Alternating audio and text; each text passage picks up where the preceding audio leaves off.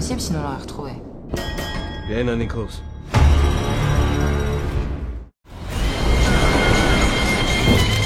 What's wrong with that? Sería de locos que una historia como 1899 hubiera pasado en la realidad, pero como es frecuente, la ficción nace de la realidad y les he recopilado algunos casos que contrastan con la famosa nueva serie de los creadores de Dark, tomando en cuenta barcos, misterios, desapariciones y más misterios. Es notable la inspiración del Triángulo de las Bermudas, leyenda que se popularizó el 5 de diciembre de 1945, cuando el capitán del vuelo 19 frente a la costa de Florida diría antes de desaparecer: todo parece extraño, incluso el océano. Estamos entrando en aguas blancas, nada parece normal. Posteriormente, muy a pesar de la ardua búsqueda, jamás se volvió a saber del capitán y las demás personas a bordo. Y aunque el Triángulo de las Bermudas parece algo nacido el siglo pasado, ya había registros del mismo Cristóbal Colón.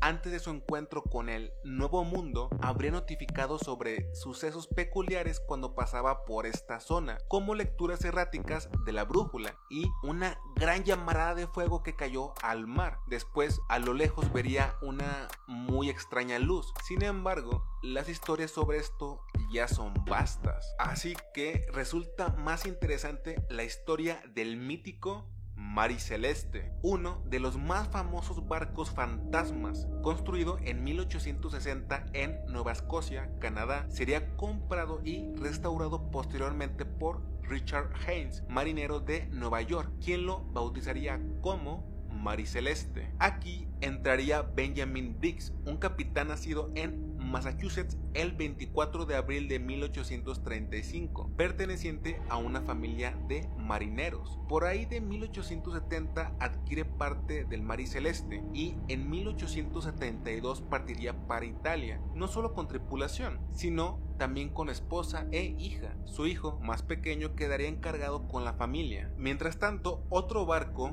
el Dei Gratia, comandado por David Morehouse, permanecía en Nueva Jersey en espera de una carga de petróleo para llevar a Génova. Estando a las cercanías de Portugal el 4 de diciembre de 1872, en su navío alguien gritaba: ¡Nadie lo ha visto!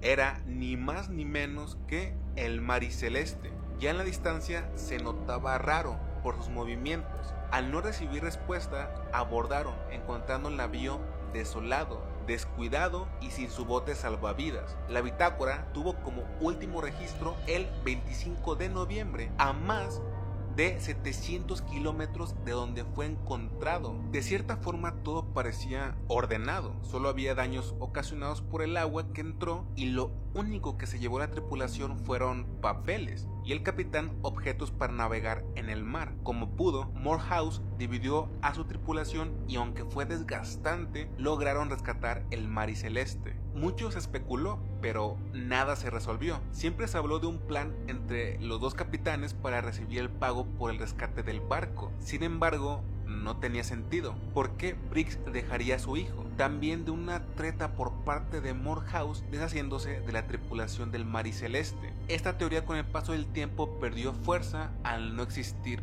pruebas. Las hipótesis más descabelladas hablaban de sacrificios religiosos e incluso piratas. La teoría mejor argumentada hablaba de cómo todos habrían salido huyendo por temor a una posible explosión provocada por la turbulencia marítima. Sea como fuese, las explicaciones se fueron junto a la tripulación del Mariceleste. Como pasó con el Dei Gratia, el Tuvalu, un barco mercantil, encontraría su suerte el MV Joyita, un 10 de noviembre de 1955 en el Pacífico Sur. De este, no solo habían desaparecido sus más de 20 pasajeros y 4 botes salvavidas, también se encontraron vendas ensangrentadas, ventanas rotas, daños en el puente, medianamente hundido y con multitud de más daños. El Joyita originalmente fue construido en Los Ángeles en 1931 para el director Roland West. Sin embargo, en 1941 fue adquirido construido por la Marina Americana y usado en Pearl Harbor. Después de la guerra se convirtió en un barco de carga y antes de su hallazgo por el buque Tuvalu se programaba regresar de las islas Tokelau con un cargamento de copra. El joyita se hizo leyenda ya que era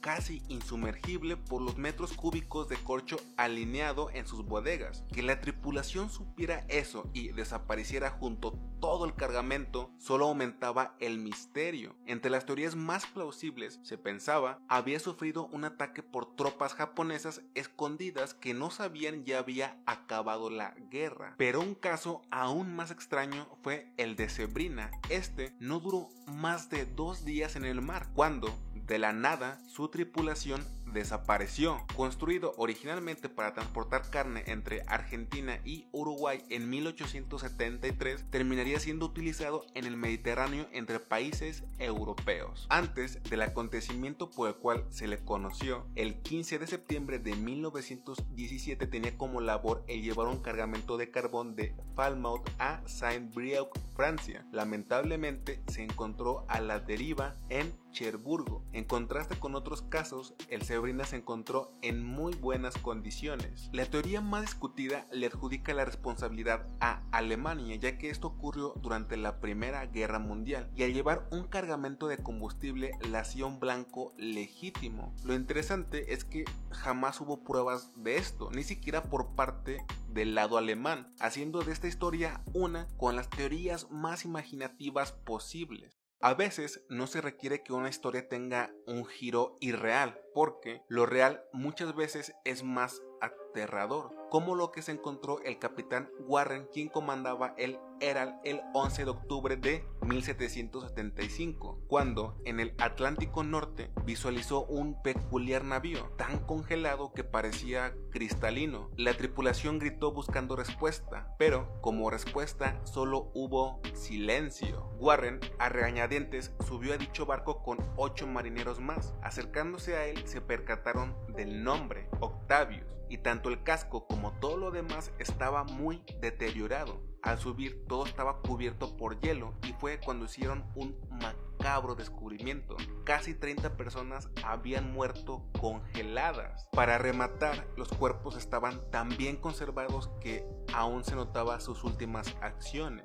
Algunos sobre el piso, otros cobijados, y en la cabina del capitán una mujer acostada sobre su propio brazo, un hombre como queriendo prender fuego y el capitán sobre su escritorio dando la ilusión de haber estado escribiendo. Al leer la bitácora, el capitán Warren se dio cuenta que dicho barco partió de Reino Unido hacia China el 10 de septiembre de 1761 y su último registro fue el 11 de noviembre de 1762. Habían pasado más de 13 años. Lo último escrito decía: llevamos atrapados en el hielo 17 días. El fuego finalmente se extinguió. El hijo del maestre murió esta mañana y su esposa dice que ya no siente el frío. El resto de nosotros no siente lo mismo en esta agonía. Pero entonces, ¿cómo terminó ahí el Octavius? Por la última posición registrada en la bitácora, se llegó a la conclusión que el Octavius se dispuso a cruzar el temible Paso del Noroeste. Dicha ruta conecta el Océano Atlántico y Pacífico, pasando el Océano Ártico, algo